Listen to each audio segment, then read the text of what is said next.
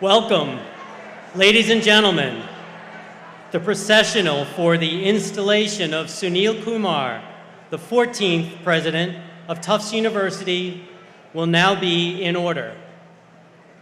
We invite you to remain seated as we welcome the processionals.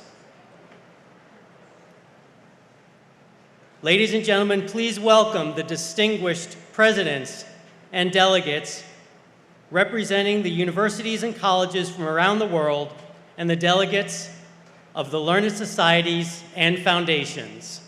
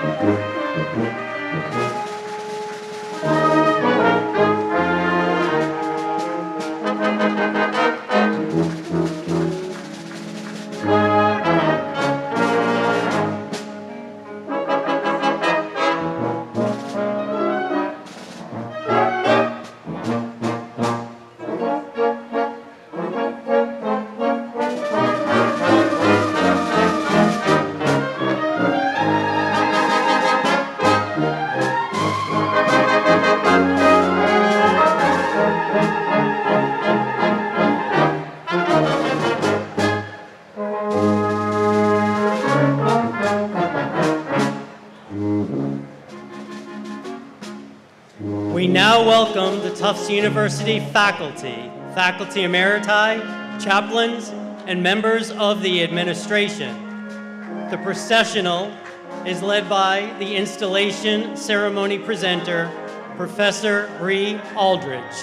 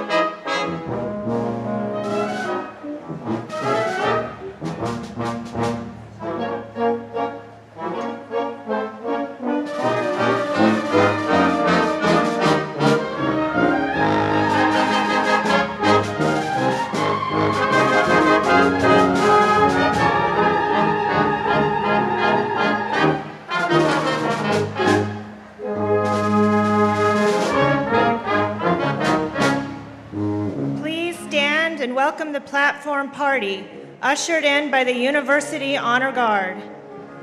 The trustees of Tufts University, members of the administration, chaplains, speakers and honored guests, former presidents of Tufts University, and the 14th president of Tufts University, Sunil Kumar.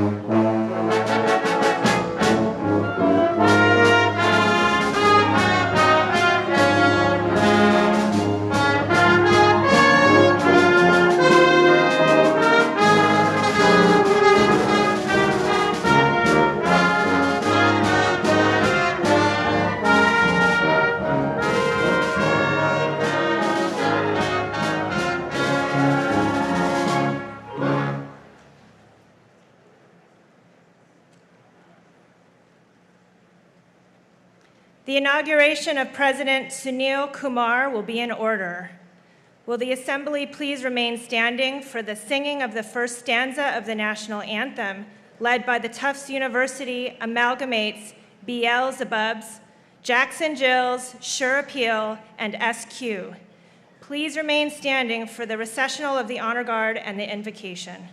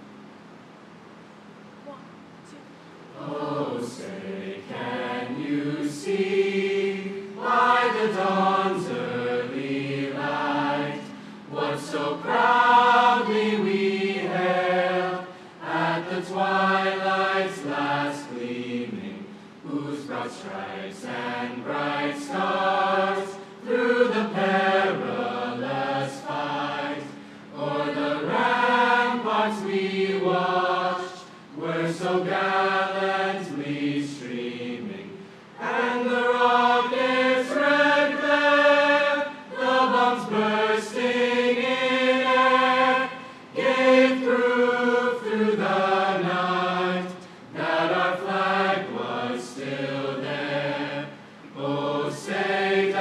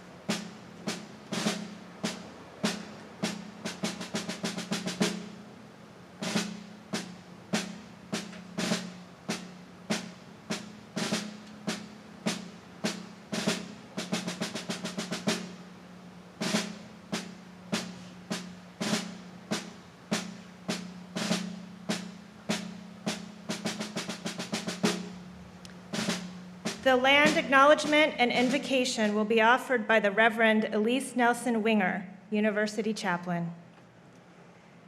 As we join together today, we recognize that the land on which the Tufts community has lived and learned for over 170 years is on the traditional, unceded lands of the Massachusetts tribe. We acknowledge with gratitude that the Massachusetts tribe and the Aquinnah and Mashpee-Wampanoag peoples still steward this beautiful land. We acknowledge in sorrow the countless injustices yet to be repaired. We acknowledge in solidarity that they live today by their own strength and traditions. Here we stand at the advent of autumn. Tall trees don crowns of orange and red, while the first fallen leaves crunch underfoot. Crickets are singing their swan song, and the sun sits low, casting its glow on this wondrous earth. All declare, this is a time of change. We too are here to declare in solemn ritual, speech, and song, this is our time of change. For today we install the President of Tufts University, and a new season of learning, leadership, and life together begins. May the declarations, this spirit-filled hour, ready us for the work ahead, the work of meaning-making, truth-seeking, question-probing, and justice-doing. And as we face forces that threaten our core ideals, let us consider these words by Wendell Berry. Underlying the idea of the university is that good work and good citizenship are the inevitable byproducts of the making of a good, that is, fully developed human being. So like the living things across our landscape that in glorious diversity herald the advent of autumn, may we, in all of our cultural and disciplinary diversity, welcome this season of change and trust anew that beholding one another's beloved humanity will always clarify who we are, give us courage to remember what we're for, and ever light our way. Pax et lux, peace and light be with us all.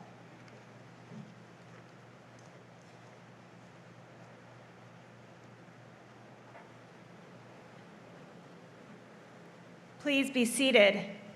The Chairman of the Board, Peter Dolan.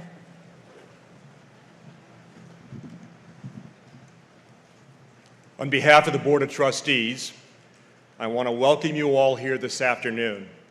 Faculty, students, staff, alumni, parents, neighbors, and friends of Tufts.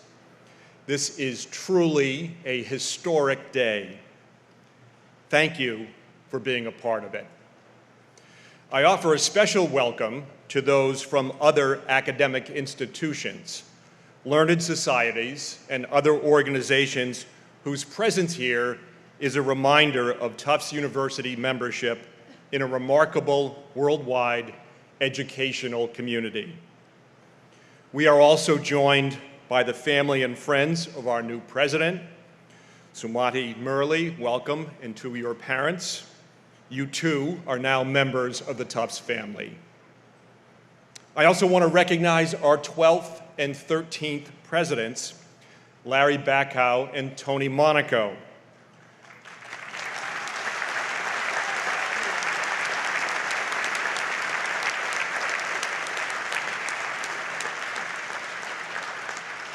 "22 years of combined leadership that took our university to new heights on so many fronts.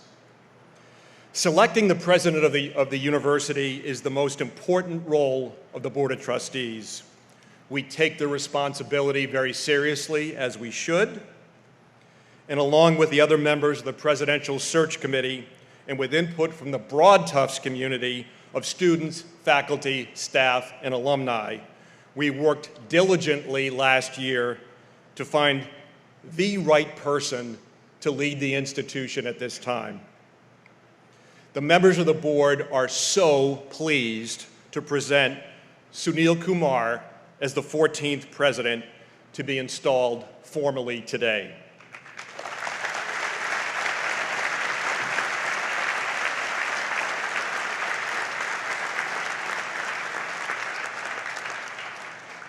President Kumar could not have been better prepared to lead Tufts given his background.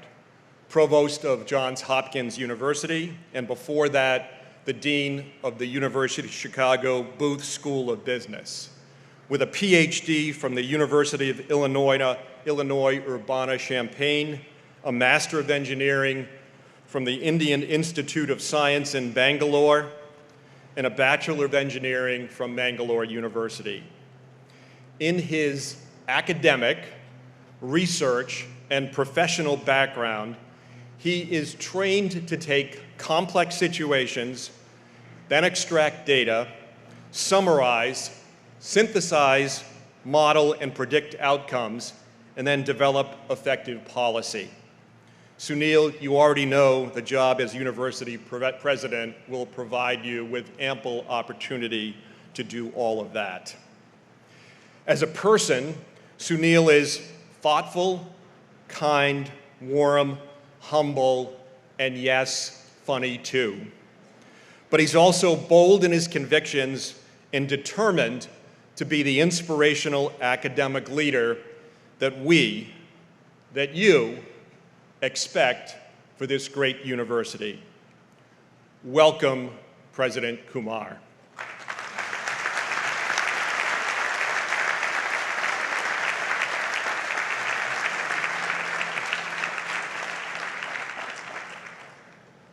We are pleased to have with us 4 individuals who will bring greetings on behalf of important constituencies within the university community. All 4 greeters are highly respected by their peers and reflect the personal and professional values that are cherished at Tufts. The first greeter, representing the faculty of the university, is Professor Jetta Steen-Knudsen, Shelby Cullum Davis Professor of Sustainability at the Fletcher School of Law and Diplomacy and President of the University Faculty Senate.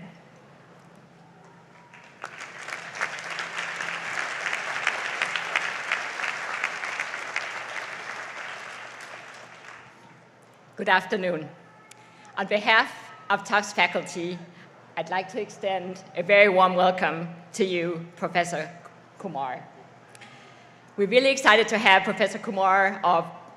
President Kumar on board, and we look forward to working with him in the coming years. We've already found Sunil, as we also call him, to be greatly engaging, excellent listener, and warm and kind. In addition to the obligation as faculty to engage in excellent research and teach our very amazing students here at Tufts, we also engage in shared governance of the university. But as you know, Sunil, having been a faculty member yourself as well as a dean and a provost, the relationship between a university's administration and its faculty is not always an easy one. We often find ourselves here at Tufts discussing what are the best way forward for the university with the administration. I'm very pleased to say that in recent years we've made great progress in shared governance with the creation of a faculty senate in 2017. This has helped faculty get more engaged in university decision-making, and we're very thankful to the administration for its liaisons that have been appointed to work with us from the highest level of the administration. So some of you might wonder, now what does a faculty senate do? And I can tell you we're doing a lot of things. We're raising a lot of issues, but let me just mention a couple. The high cost of housing in Boston is a problem for a lot of people, but especially for our young faculty. Another issue that we're addressing is the need to offer competitive salaries to attract the best faculty in all disciplines and at all schools. We're also working to establish guidelines for freedom of expression and academic freedom. And also a key issue for us is setting clear targets for improving diversity, equity, inclusion, and justice. I was honored to be selected by the Board of Trustees to be part of the Presidential Search Committee. And let me tell you, we had very strong faculty representation on the search committee. We had 3 Tufts faculty, we had 3 deans, and we had 2 professors who are Tufts alumni but are professors at other schools. And I think Peter Dolan mentioned at dinner last night that having a lot of professors on a search committee of 18 people could be, well, at times, I think the word was exciting. No, I think he said challenging. But I will say it went really well. We and the others on the Presidential Search Committee, we read many CVs, we saw many exciting candidates, we deliberated on highly qualified people, but we recommended Sunil Kumar as our next leader.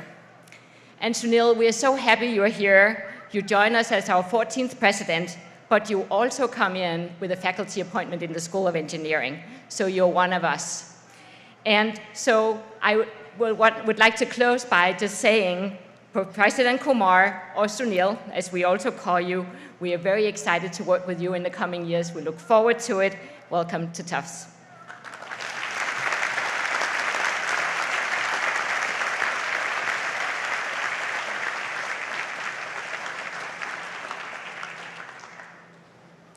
Our second greeter, representing the undergraduate students, is Ariel Galinsky, President of the Tufts Community Union Senate. Ariel is from Massachusetts, a senior majoring in biopsychology and community health with a minor in political science.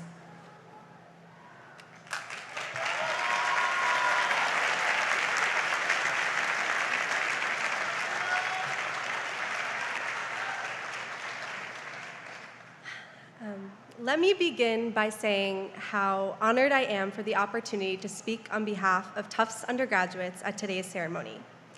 It's a responsibility that is deeply important to me, but also one that is incredibly difficult to fulfill, as I, as one person, could not possibly capture perspectives of all of the undergraduates here at Tufts. And you know, I believe that's a good thing, because one of the most beautiful aspects of the undergraduate population here at Tufts is that we are comprised of over 6,500 students from over 6,500 distinct backgrounds, walks of life, and journey, separated by our diverse perspectives, struggles, and passions. Despite our differences, we are united by the commonality of traditions that makes Tufts what it is. For the undergraduate students, perhaps none more memorable and distinct than the illumination ceremony, a tradition of lighting a candle, standing side by side with your classmates during our first few days here at Tufts, and again, the last evening before graduation. The lighting of the candle serves as a reminder of Tufts serving as a beacon of light on the hill, shining brightness and warmth onto our neighbors and extended community through a sincere commitment to social justice and civic engagement. Today is a very important day. Today marks President Kumar's symbolic lighting of his own candle, marking the official beginning of his journey here as the 14th president of Tufts University. His candle burns bright. It has to, as it not only serves as a reminder for each of us of our individual duty to create a brighter world, but as Tufts president, he serves as a source of light for each and every Tufts undergraduate during times of personal and communal darkness. That is an immense responsibility, but one that I know he will take on with deep care. Having spent a few months in his new role, President Kumar has already immersed himself into the Tufts community, working to get to know the undergraduates at Tufts by seeing firsthand what drives them. From cheering on jumbos at last week's homecoming game, to attending dinners put on by religious and cultural organizations, eating in the dining hall, whether it's Dewick or Carm, attending performances, and even soon meeting for a group conversation with the Tufts Community Union Senate, it is clear that President Kumar brings a deep sense of passion, commitment, curiosity, and perhaps most importantly, light into his role. And on behalf of all undergraduates at Tufts, we look forward to working alongside you to continue making our beloved community an even brighter place.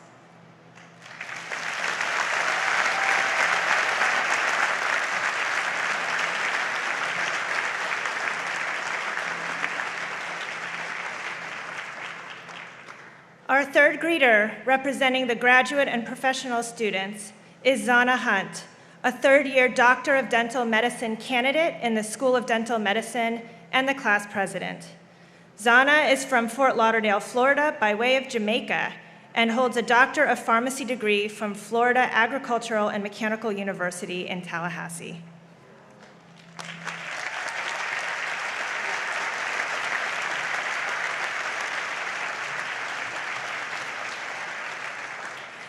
Good afternoon, and welcome to you all, our Tufts friends who are more like family. It is an immense honor and privilege to speak to you all in such a capacity on a day where there is much to celebrate.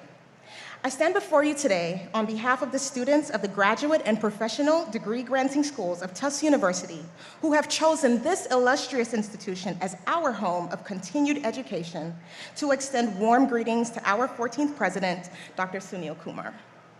The thousands of students who make up the varied graduate and professional programs hail from countries all over the world. We all have academic and cultural backgrounds as different as one snowflake is to the next. But we have one major thing in common. We chose to be jumbo strong. I am humbled to be the voice of a body of individuals who chose to contribute to the unmatched legacy of this institution following their undergraduate education. Although I had already committed to attending another dental school, one winter I came to see Tufts in Boston out of curiosity. And as an intrepid Florida native of Jamaican heritage, I also wanted to set my eyes on snow for the first time ever. Well, I never got a glimpse of the snow on that visit, but once I stepped foot inside that dental school at 1 Neelan Street on the Health Sciences campus of Tufts, I realized I belonged here. The clear commitment that the Tufts School of Dental Medicine has to patient-centered care, bolstering the community, facilitating outreach, graduating clinically confident dental professionals, embarking on life-changing research, and fostering a healthy learning environment is what guided my choice. And my classmates at the other professional and graduate schools here feel the same passion for their education and their research at Tufts. Being trained at Tufts means choosing to contribute to excellence. I made this choice, and I and the other graduate students will continue to drive Tufts excellence every day until graduation and beyond as proud Tufts alumni. My greetings are even more meaningful because they are being offered to you, Dr. Kumar, who, like the many students who make up our graduate and professional programs, you have chosen to serve our university in such a monumental way. You have committed yourself to clinical, environmental, scientific, economic, and social progress. We salute you for solidifying your commitment to excellence by taking the helm of our great university and leading us with wisdom. We welcome you as you join the ranks of the stalwarts who came before you to provide leadership with caring. From our hearts, Dr. Kumar, we welcome you. Thank you.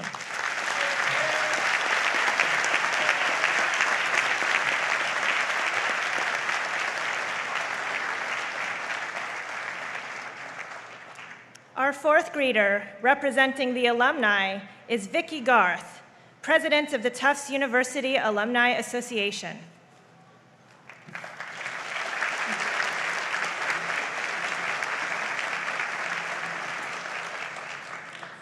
I am honored to welcome President Kumar to Tufts on behalf of the 115,000 alumni of the university, including the international alumni, of which I am one. I entered Tufts in 1977, not quite when dinosaurs were still roaming the earth, but certainly during the very tense days of the almost forgotten until recently Cold War. Like so many Tufts students of the past and the present, I was determined to make the world a better place. In particular, following a study trip to the Soviet Union, I was convinced that the Soviet system would not survive, and I wanted to have a role in helping the Russian people create safe and productive lives for themselves once the system had ended. Little did I know in 1977 how Tufts would shape so many of the milestones of my life.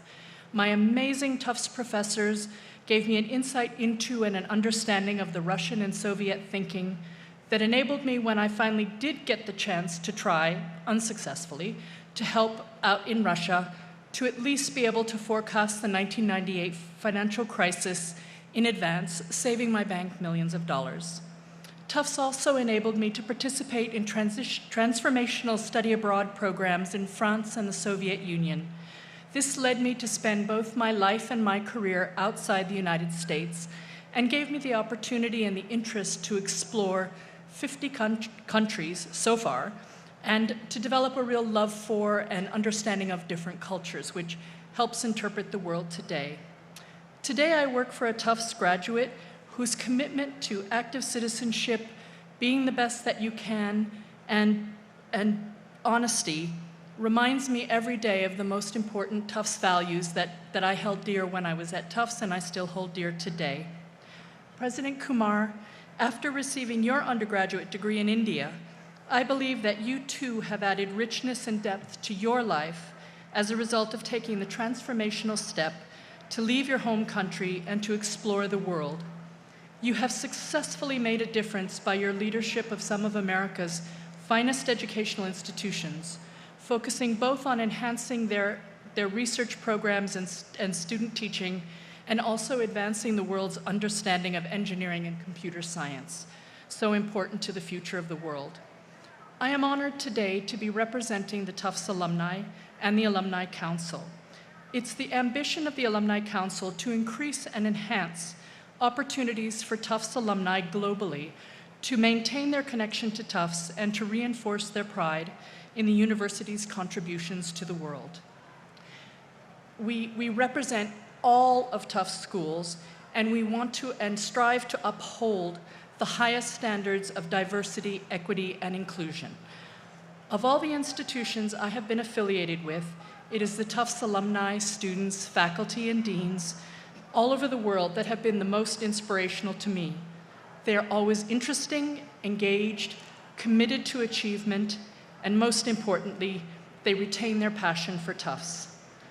President Kumar, in welcoming you to Tufts, on behalf of the alumni, I hope that you will include us as an important part of the Tufts community, enabling us to assist you to achieve your goals for Tufts via our willingness to volunteer, financial contributions, mentorship, and career opportunities, and always sharing our jumbo pride.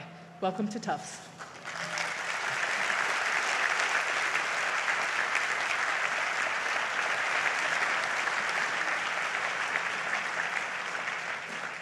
Thank you.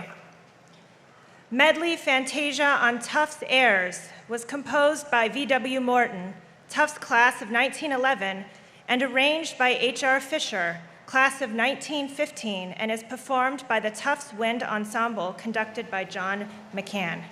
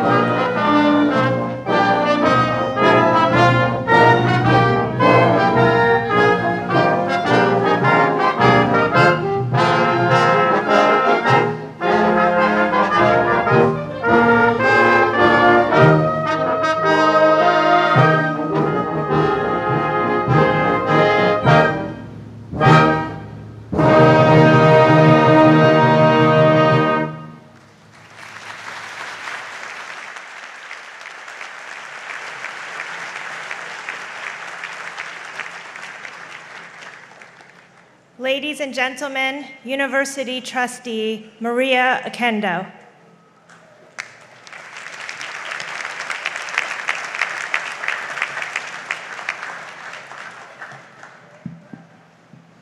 Good afternoon.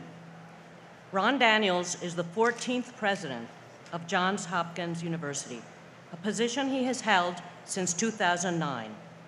At Hopkins, he has strengthened interdisciplinary collaboration in research and education, enhanced student access, deepened engagement with the city of Baltimore, and supported economic and social innovation.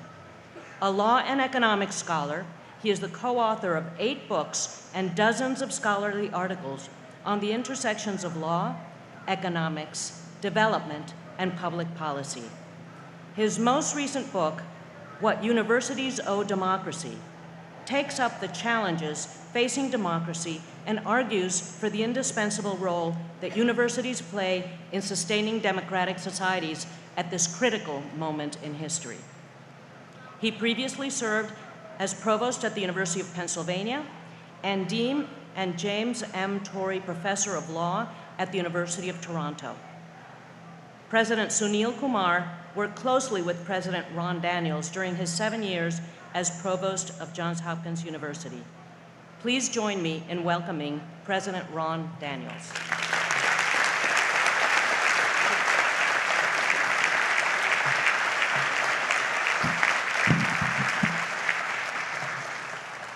So to the Tufts trustees, faculty, students, and staff, and all the esteemed guests gathered here, thank you for welcoming me to your campus to celebrate the appointment of a distinguished academic leader, the former provost of Johns Hopkins University, and my friend Sunil Kumar as your new president.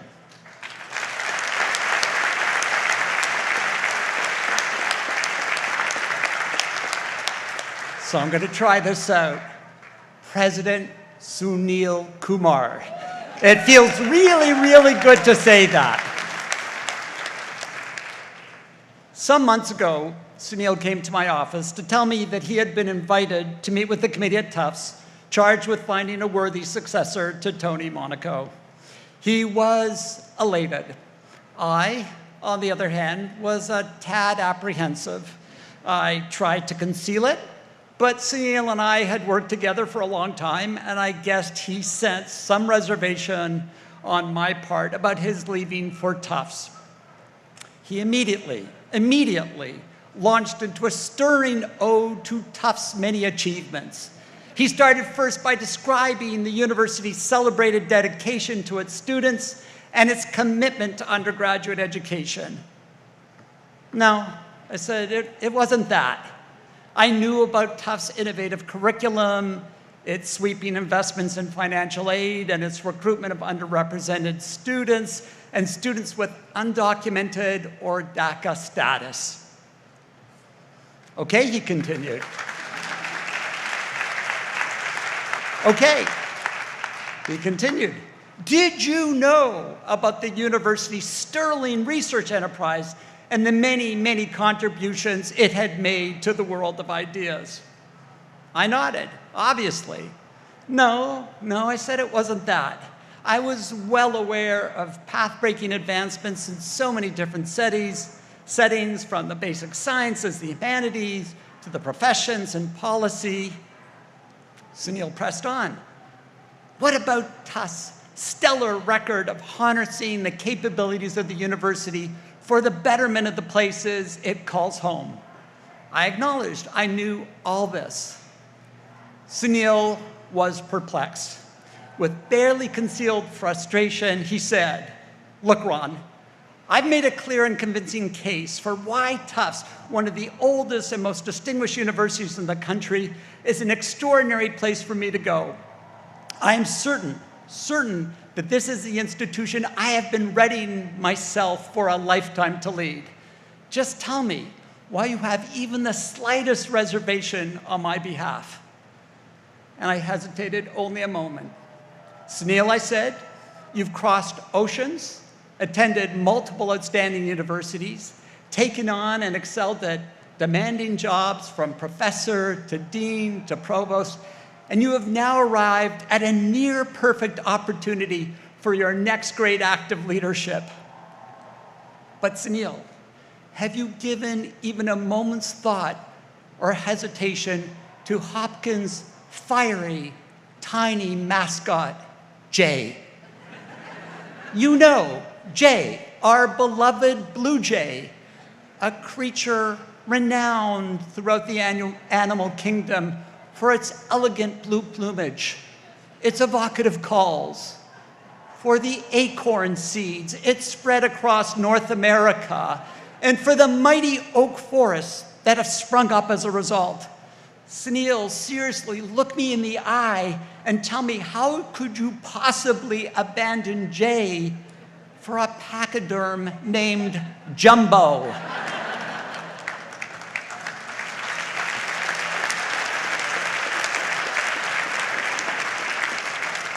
The change in Sunil's demeanor was immediate and profound.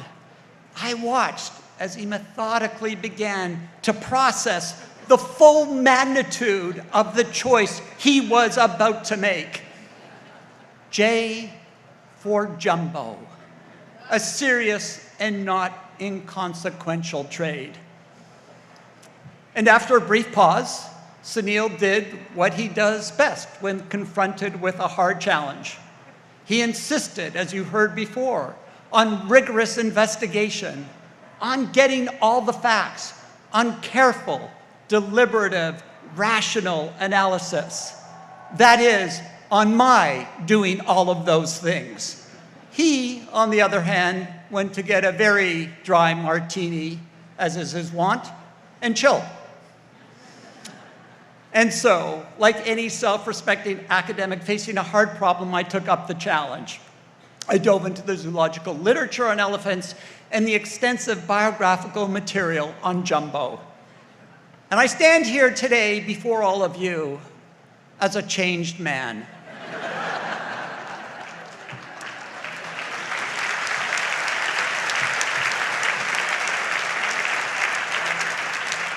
In my many studies, I came to learn that elephants possess extraordinary intelligence and memory, that they're profoundly collaborative, that they're deeply, deeply empathetic. Further, they thrive when they're busy and grow despondent when they're inactive. This was, in truth, all a revelation to me. But there was more. I had what could only be described as an epiphany. I realized that the elephant's noble attributes were also, eerily, the very same qualities that Sunil possesses in dazzling abundance. Now, I know this may seem far-fetched to some, maybe even to you, Sunil, but hear me out. First, Sunil, I cite your multiple degrees, your distinguished academic credentials, your formidable expertise in operations, information, and technology,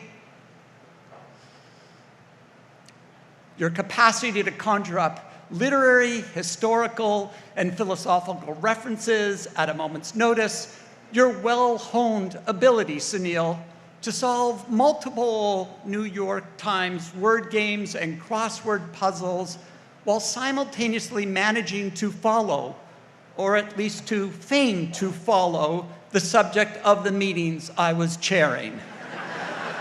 Watch for that. Truly, all these abilities speak powerfully to your intelligence and memory, a storied strength of elephants. Then, Sunil, there is your proclivity for collaboration and cooperation. Your demonstrated ability time and time again to forge consensus, to build coalitions in the service of hard change that advance the cause of the university. At Hopkins, you did that with undergraduate educational reform, with novel interdisciplinary initiatives, and with new university tenure rules. Though perhaps mercifully, Sunil, you may have repressed memories of that last one someplace far away. In all of these, you collaborated effortlessly, energetically, with a seemingly endless store of patience and optimism. And you undeniably share this propensity with elephants. Finally, Sunil, there is your care for others, your generosity of spirit, your sense of commitment to common endeavor that we at Hopkins felt so palpably on so many different occasions. And Sunil, you guessed it, this mutual care too is a classic characteristic of elephants. And I am confident that if elephants could talk, they would echo your commitment to creating educational opportunities for young people from all backgrounds. And if they could cook, they would, like you, joyfully open their habitats on the savannah or in the forest and prepare grand banquets for all comers, just as you did. Brilliant, collaborative, empathetic, and irrepressible, like an elephant. Clearly, Sunil, you embody the most noble qualities of a jumbo. And so, by the time Sunil came back to me to tell me that he had accepted the job at Tufts, I had moved from hesitancy to jubilation. Sunil, I asserted, this is destiny truly calling.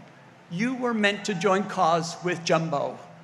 Sunil, in the words of my people, Jumbo is your four-legged Bersherit. That's Yiddish, Larry, for soulmate.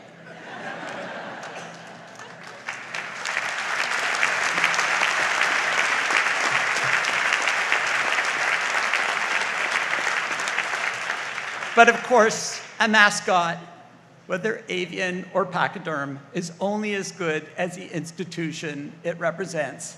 And as the world knows, Tufts is truly a special place. Almost 170 years ago, your first president, Josiah Belu II, promised that this university would be a beacon standing on a hill where its light will be diffusive. You, Tufts, have lived up to this promise decade after decade after decade. And I know that your 14th president, Sunil Kumar, will help you shine even brighter and diffuse your light even further. Congratulations, Sunil. Congratulations, Tufts. We will all be watching as the next chapter in the glorious history of this great institution is written, aided by the overflowing humanity, penetrating intelligence, firm sense of principle, and bone-dry wit of your new president. Godspeed.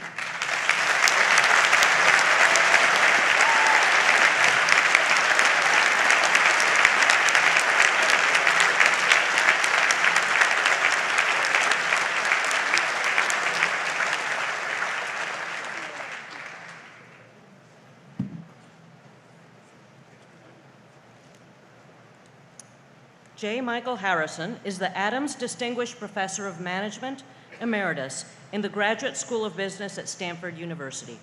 He earned a Bachelor's of Science degree in Industrial Engineering from Lehigh University, a Master's in Science in Industrial Engineering from Stanford, and a PhD in Operations Research from Stanford before joining the faculty of the Graduate School of Business in 1970. He has developed and analyzed stochastic models in several different domains related to business, including mathematical finance and processing network theory. Professor Harrison has been honored by Informs with its Expository Writing Award in 1998, the Lanchester Prize for the Best Research Publication in 2001, and the John von Neumann Theory Prize in 2004. He was elected to the National Academies of Engineering in 2008. He is a Fellow of Informs and of the Institute of Mathematical Statistics. Michael Harrison was a colleague and mentor to President Sunil Kumar during his 14 years on the faculty of the Stanford University Graduate School of Business. Please join me in welcoming Michael Harrison.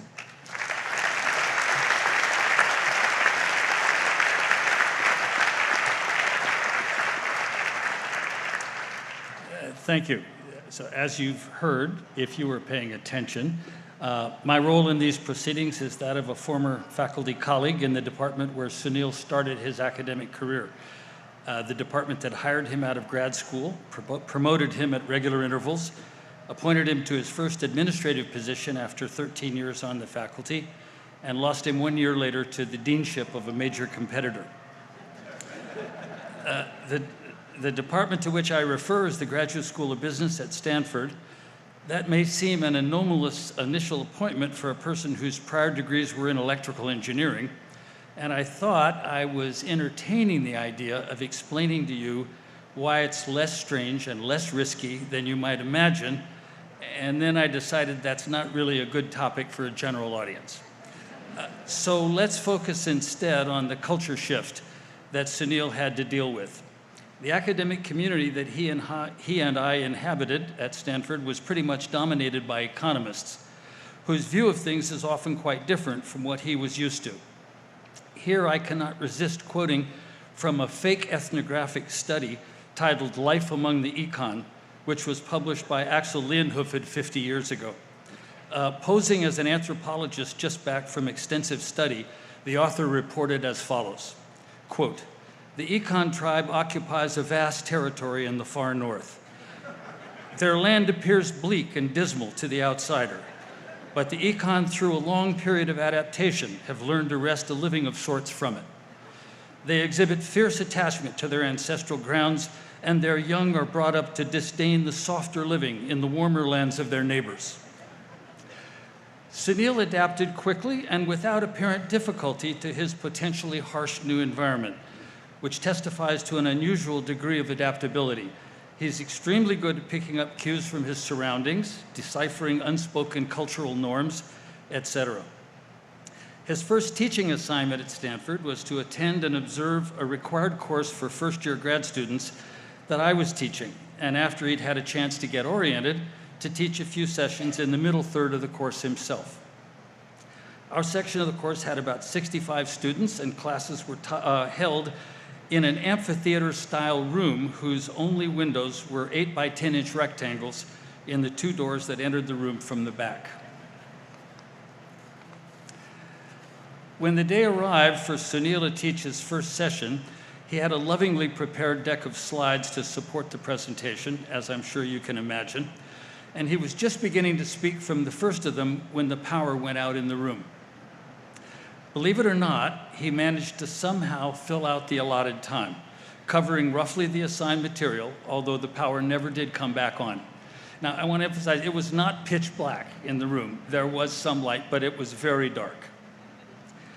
And again, he filled up the time, covered the material. I've racked my brains trying to think of some story about why this would be valuable experience for a future university president. And it just won't come together for me.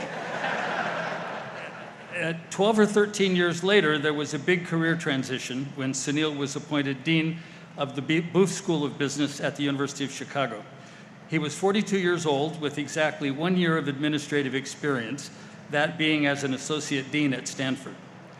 Booth is substantially bigger than the Stanford Business School, has an even stronger economics culture, operates a more extensive and more complex set of academic programs, and is more strongly dependent on its operating revenues. Well, you might ask yourself, what on earth was that search committee thinking?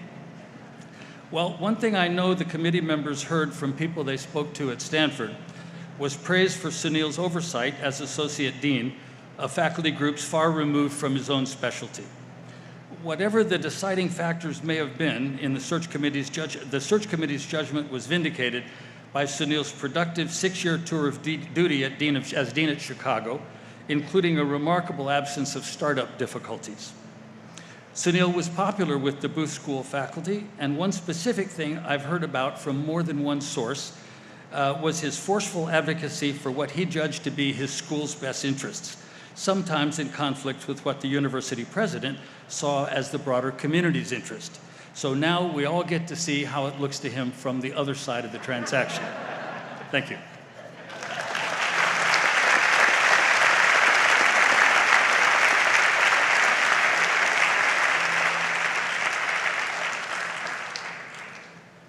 We shall now proceed with the formal investiture of the 14th President of Tufts University.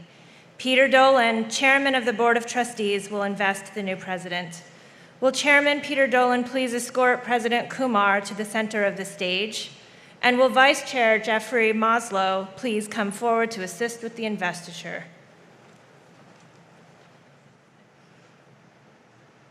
Dr. Kumar, on November 17, 2022, you were elected by a vote of the Board of Trustees as the 14th President of Tufts University. It's now my privilege and honor, on behalf of the Board of Trustees, to invest you with the symbols of office. First, I turn over to you the charter of the university that was issued by the Great and General Court of the Commonwealth of Massachusetts in 1852. I charge you as Chief Executive Officer to see that our university is governed at all times in accordance with the provisions of the charter.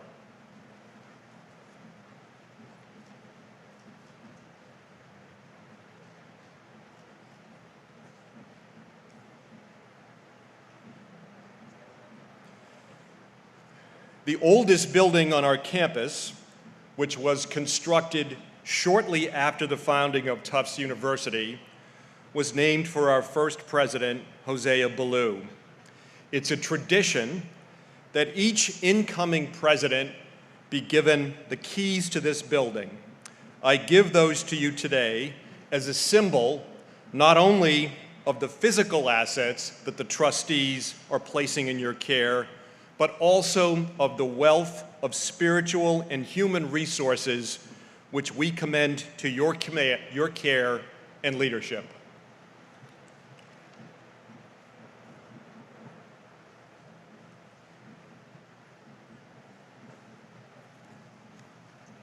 Finally, as a symbol of the office of the presidency, I present you with a medallion which you and future presidents will wear on ceremonial occasions as a visible badge of your office. The names of each of the presidents in the past of Tufts University and their term of service have been inscribed on the links of the chain.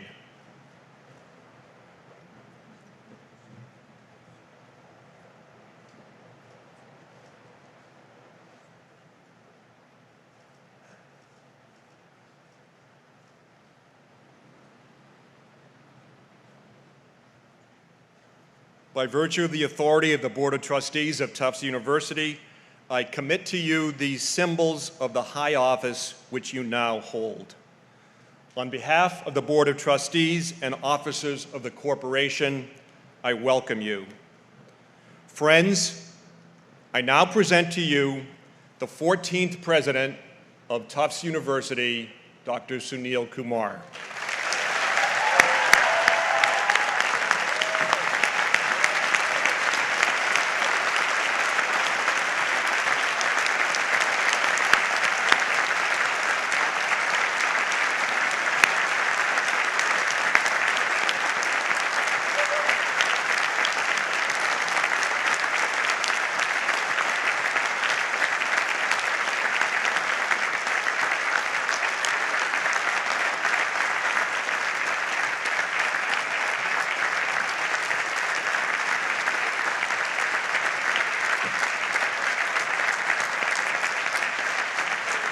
Thank you.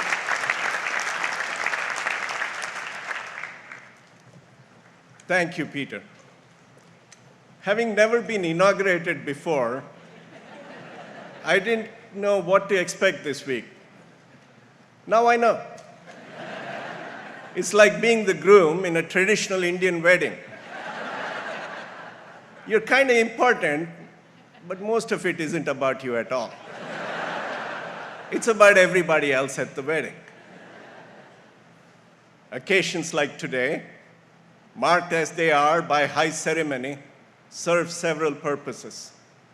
They allow us to celebrate a beloved institution and its community, to give thanks for all that has enabled it to be where it is today, to reaffirm the values it holds most dear, and to commit to the future and the necessary change it demands.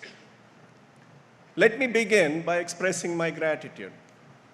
First, to some key individuals who each have played a role in getting me up on this stage in the first place. Peter Dolan and the entire Board of Trustees, along with the students, faculty, and staff who took part in the presidential search process, thank you for the incredible faith you have placed in me to lead this wonderful institution. And thank you also to John Isaacson and your team for being so great to me throughout the process. I have a request for the search committee. Stay away from the delegates from our peer institutions who are here today. I know how good they are, and I don't want you getting buyer's remorse. I inherit a strong university today because of Tony Monaco's and Larry Backhouse' successful tenures.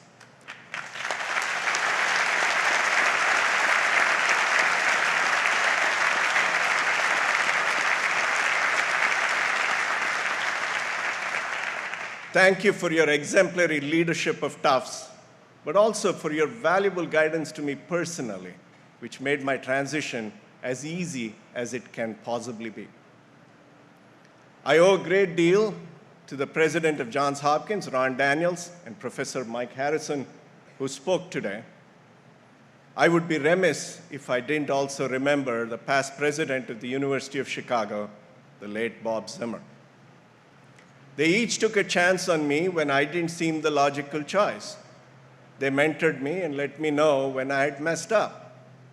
And by example, they taught me that good is never good enough, and that this drive to constantly do better is not motivated by naked ambition, but by a deep sense of responsibility towards the institutions and communities to which we belong.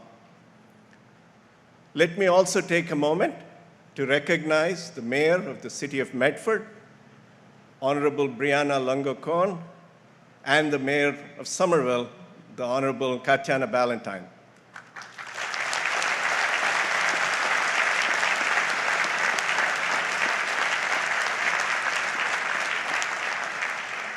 Thank you for welcoming me warmly to your cities and for being here this afternoon.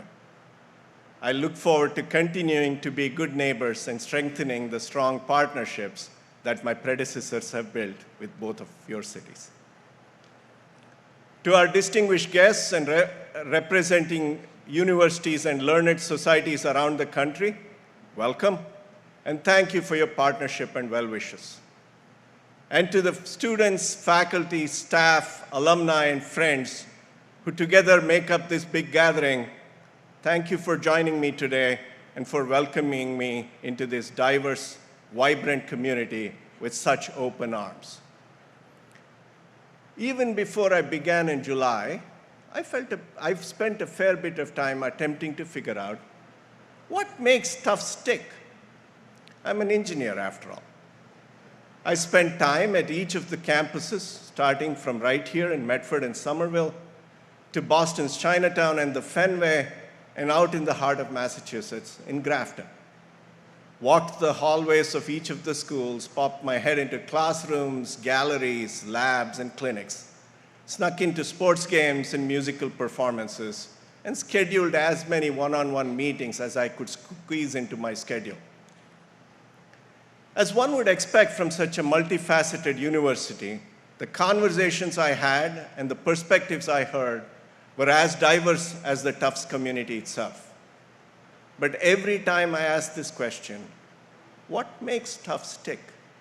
There was one common sentiment that came up again and again, the belief that this is truly a special place. I'm a theorist, and so I cannot stop myself from formulating a hypothesis about why Tufts is special. I would like to posit that this is because Tufts is the only university that is both in the NESCAC and the AAU.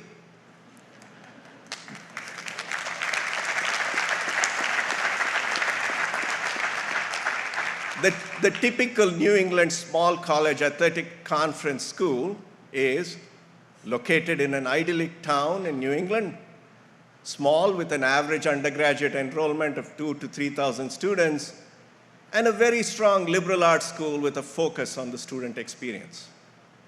The typical Association of American Universities school is large with an average student population in the tens of thousands, including undergraduate and graduate students, often located either in or near a major city, and has hundreds of millions of dollars, if not billions, in research expenditure. Tufts fits into both categories. It possesses the tight-knit, student-centered qualities of the smallest NESCAC school, emphasizing a liberal arts education while also producing outstanding professionals through its many schools and carrying out world-class research. And at Tufts, student-centered and research do not come at the expense of each other. The other ingredient in the secret sauce is the Tufts community.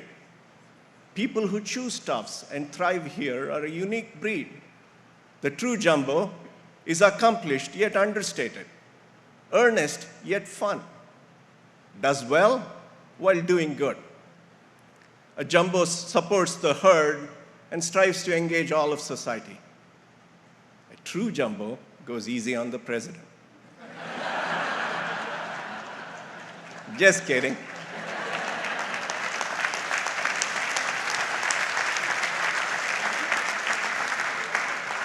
A true jumbo believes in the value that other members of the community bring to it, especially those who are less privileged, and strives to make the community more diverse and welcoming.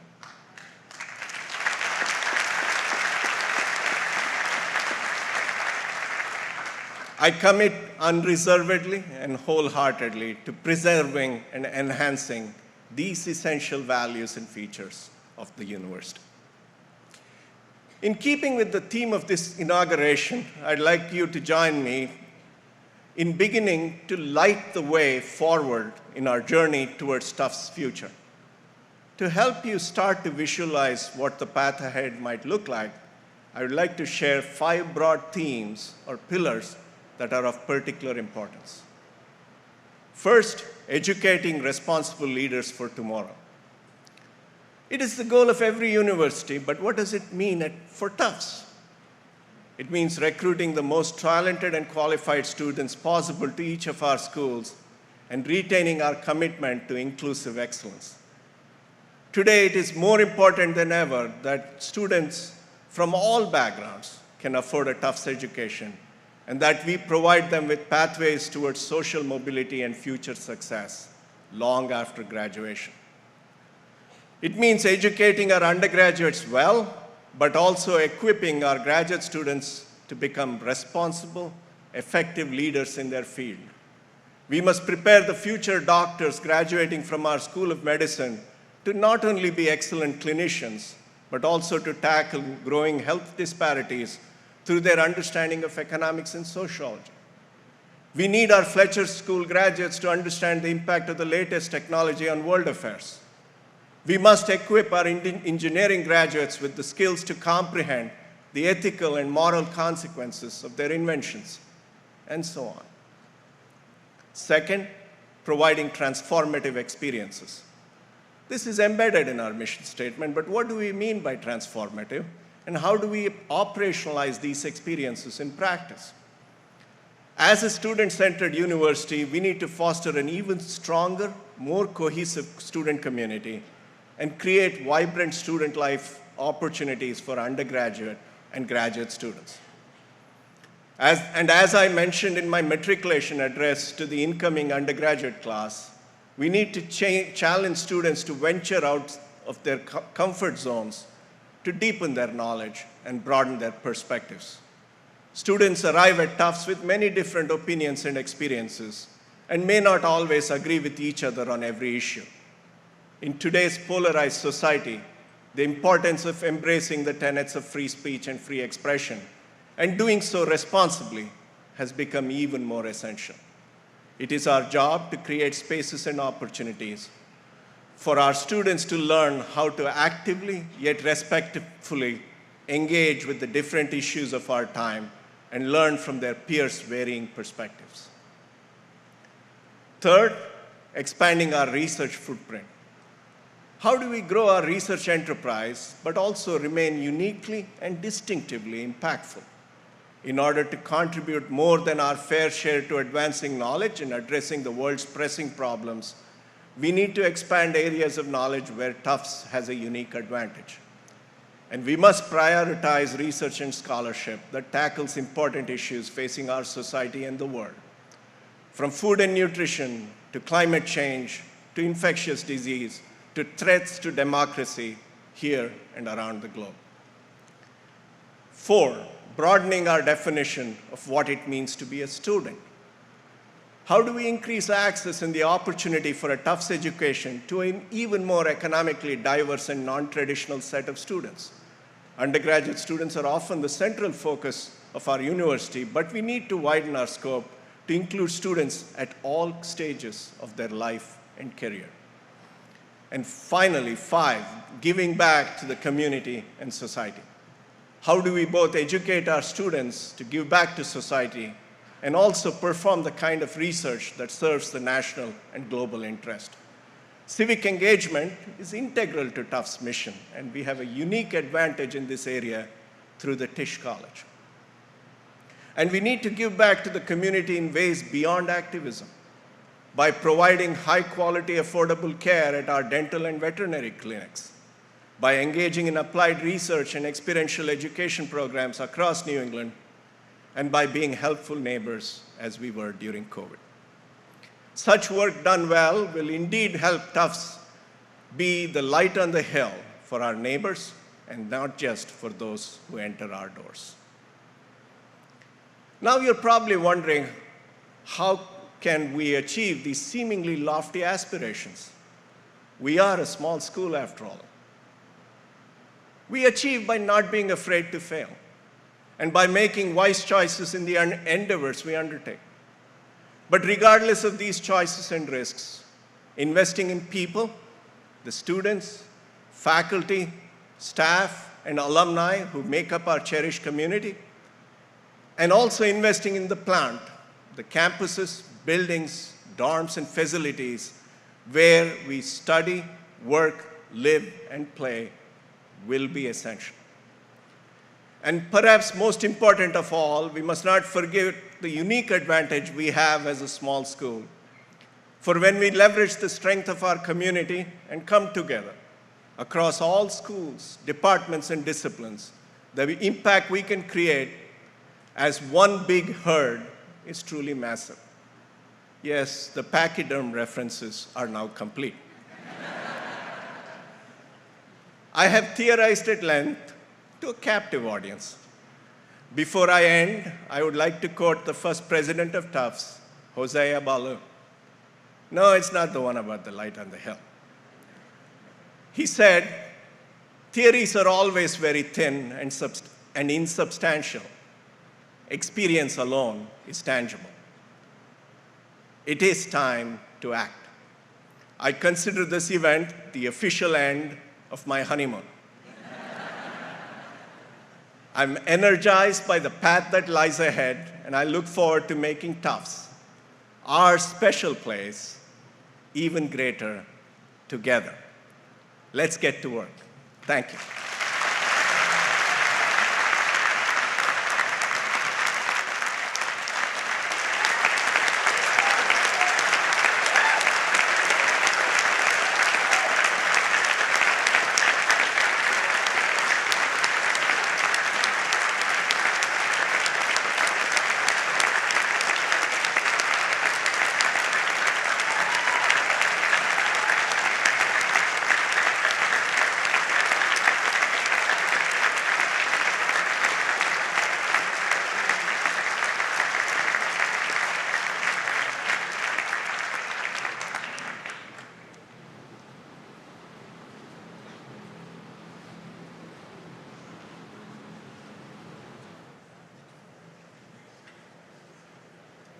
It's Tufts' long-standing tradition to stand, sorry you just sat, for the singing of the alma mater.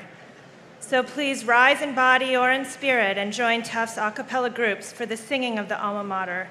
And please remain standing for the benediction to be offered by Najiba Akbar, Anthony Cruz Pantojas, and Preeta Banerjee.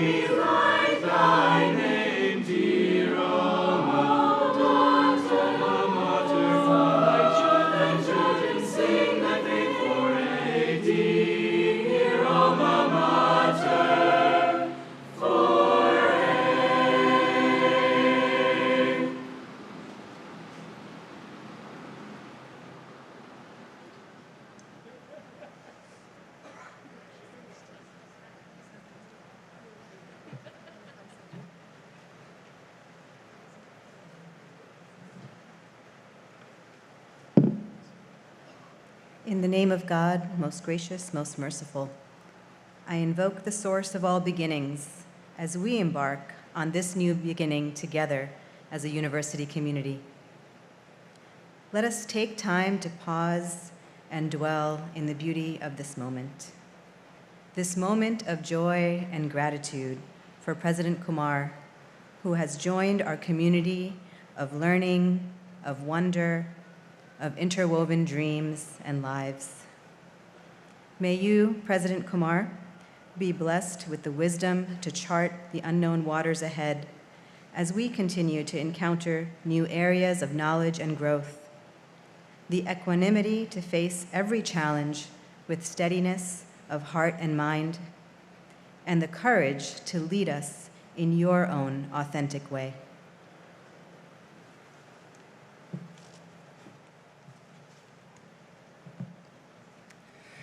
As a Tufts community, may we all sow seeds of new possibility and transformation through love and coalition. I share the words of Professor Pamela Gobodo Madikasela on the importance of Ubuntu, which means I am because you are. She writes, quote, Ubuntu gestures us towards both an embrace and challenge that holds ourselves and others to greater moral accountability, end quote. With this ethic of responsive care, may we continue to dream fiercely of a freer world, and may the practice of interdependence inspire us to innovate and share for the common good.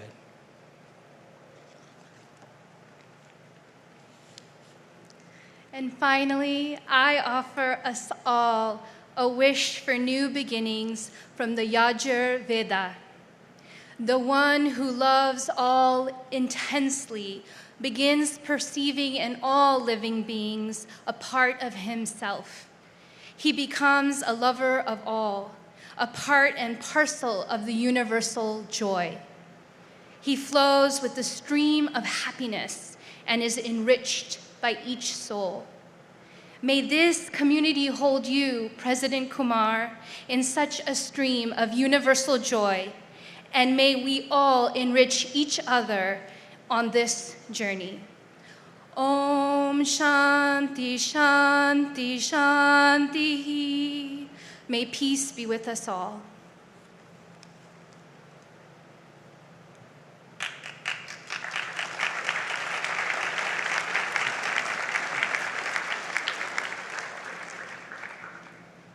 The installation ceremony of President Kumar has concluded.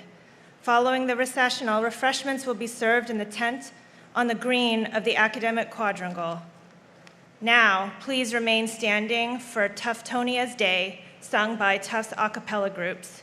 We ask that you please remain at your seats for the recessional of the platform party. The dignitaries and invited guests will then follow immediately.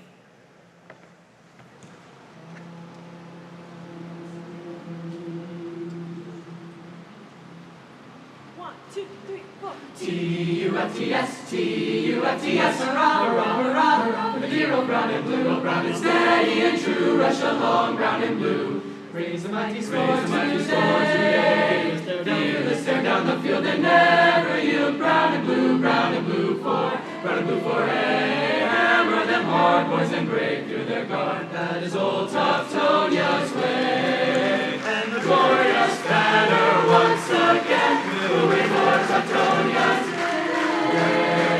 T-U-F-T-S, T-U-F-T-S, hurrah, hurrah, hurrah, the dear old brown and blue up on the hill tonight, all will be gay, victorious in the fight, will raise the standard of dear old Tufts to glory. Power of the mighty sword, it's bound to soar, now one goal